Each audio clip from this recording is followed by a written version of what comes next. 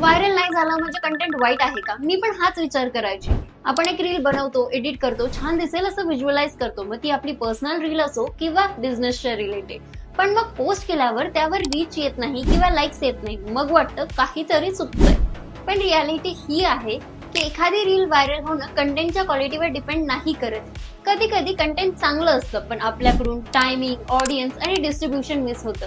आणि कधी कधी ऍव्हरेज कंटेंट पण चांगली रीच देऊन जातं. व्हायरल होणं आणि व्हॅल्युएबल कंटेंट असणं या दोन्ही वेगळ्या गोष्टी आहेत. तर आज आहे डे 4 आणि मी चालू केली एक अशी सिरीज ज्याचा फायदा फक्त बिझनेस ओनर्सलाच नाही तर प्रत्येकाला होणार आहे.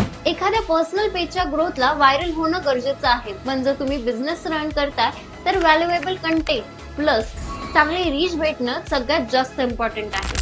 मी जॉब करत असताना क्लायंट असे होते की त्यांचा फोकस व्हायरल होण्यावर नाही तर कन्सिस्टन्सी ठेवून त्यांची ब्रँड इमेज मेंटेन ठेवण्यावर होता.